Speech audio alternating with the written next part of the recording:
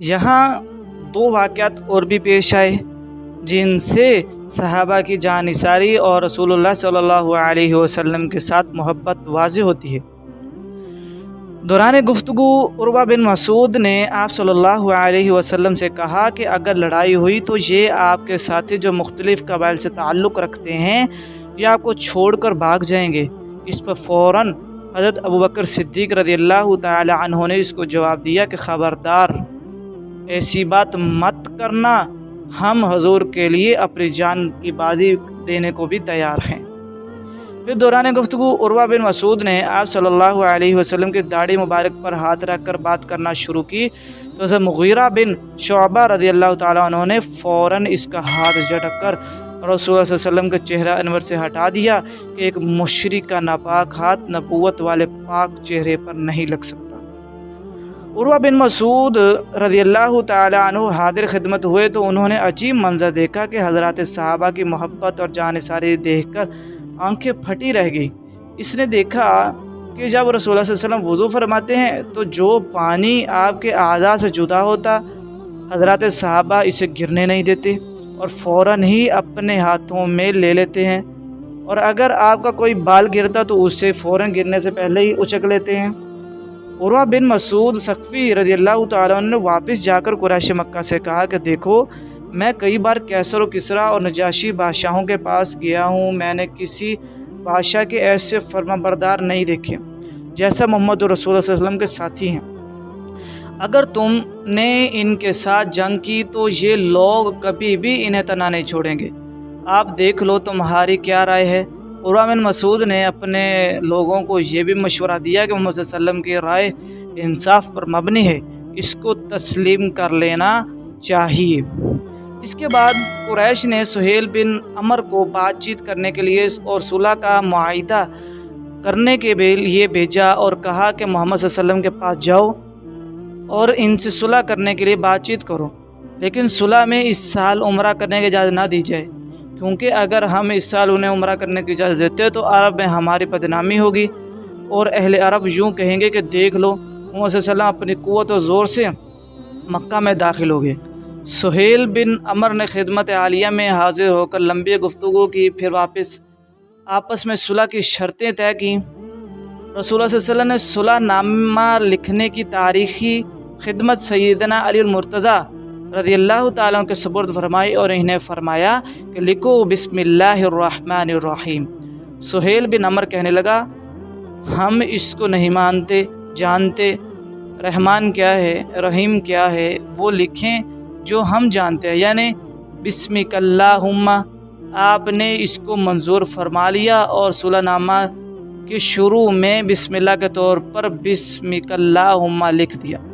फिर आपने फरमाया लिखो हाज़ा मा कज़ा अलैहि मुहम्मद रसूलुल्लाह व सुहैल बिन अमर। ये वो मुआहिदा है जो मोहम्मद सल्लल्लाहु अलैहि वसल्लम और सुहैल बिन अमर के दरमियान हुआ है। इस पर वो फिर बोल पड़ा, ये भी मंजूर नहीं, क्योंकि हम आपको रसूल नहीं मानते। इसी पर तो सारा झगड़ा है। अगर हम तुम्हें रसूल मान लेते तो फिर तो सारा झगड़ा ही ख़त्म हो जाता। इसलिए मोहम्मद सल्लल्लाहु अलैहि वसल्लम के बजाय मोहम्मद बिन अब्दुल्ला लिखा जाए। आपने इसको भी मंजूर फरमा लिया। आपने फरमाया मैं तो रसूल सल्लल्लाहु अलैहि वसल्लम भी हूँ और मोहम्मद बिन अब्दुल्ला भी हूँ। और हज़रत अली रज़ियल्लाहु ताला से फरमाया कि मोहम्मद रसूलुल्लाह काट दो और इसकी जगह मोहम्मद बिन अब्दुल्ला लिख दो। और हज़रत अली रज़ियल्लाहु ताला अन्हु ने फ़र्त अकीदत में अर्ज़ किया कि या रसूलल्लाह, ये मुझसे नहीं हो सकता कि आपका नाम लिख दूँ मिटा दूँ। इस पर आप सल्लल्लाहु अलैहि वसल्लम ने ख़ुद इस लफ्ज़ को मिटाया और इसकी जगह सुलहनामा के शुरू में हाज़ा मा कज़ा अलैहि मुहम्मद बिन अब्दुल्लाह लिखा।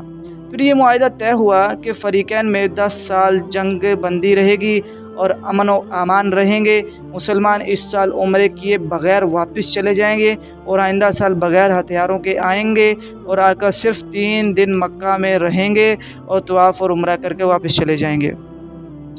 इसी दौरान अगर मक्का में से कोई आदमी मुसलमान होकर मदीना जाएगा तो मुसलमान इसको वापस मक्का वालों के हवाले करने के पाबंद होंगे, और अगर मदीना से कोई आदमी मक्का चला आता है तो अहले मक्का इसको वापस करने का पाबंद नहीं होंगे।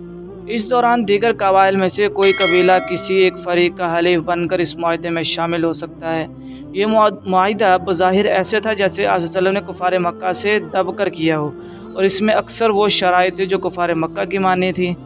اس لیے قریش نے اس معاہدے کو اپنی کامیابی سمجھا، جبکہ صحابہ کرام میں بڑی بے چینی اور جوش اور اضطراب تھا۔ حضرت عمر رضی اللہ تعالیٰ کو بعض شرطوں کا قبول کرنا ناگوار ہوا، اور رسول اللہ صلی اللہ علیہ وسلم کی خدمت میں آئے اور عرض کیا، یا رسول اللہ، کیا ہم حق پر ہیں اور قریش مکہ باطل پر نہیں؟ آپ نے فرمایا، ہاں ہم حق پر ہیں اور وہ باطل پر ہیں۔ پھر سوال کیا، ہمارے مقتولین جنت میں اور ان کے مقتولین دوزخ میں نہیں ہیں؟ آپ نے فرمایا، ہاں ہمارے مقتولین جنت میں اور ان کے مقتولین دوزخ میں ہیں۔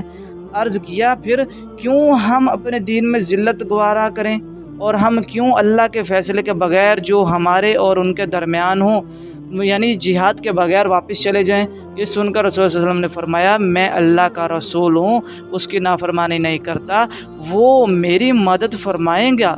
حضرت عمر رضی اللہ تعالیٰ نے عرض کیا کہ کیا آپ نے یہ نہیں فرمایا تھا کہ ہم بیت اللہ جائیں گے اور طواف کریں گے؟ آپ نے فرمایا، میں نے تو یہ نہیں کہا تھا کہ سب کچھ اسی سال ہوگا۔ اس کے بعد حضرت عمر رضی اللہ تعالیٰ سیدنا صدیق اکبر رضی اللہ تعالیٰ عنہ کے پاس گئے اور ان سے بھی اسی طرح کے سوال کیے۔ سیدنا صدیق اکبر رضی اللہ تعالیٰ عنہ نے بھی وہی جواب دیے جو رسول اللہ صلی اللہ علیہ وسلم نے دیے تھے، اور ان کو سمجھایا کہ آپ اللہ کے رسول ہیں اور اللہ کے حکم کے مطابق فیصلہ کرتے ہیں، اس لیے تم صبر رکھو، آپ کے ہر فیصلے میں خیر ہی خیر ہے۔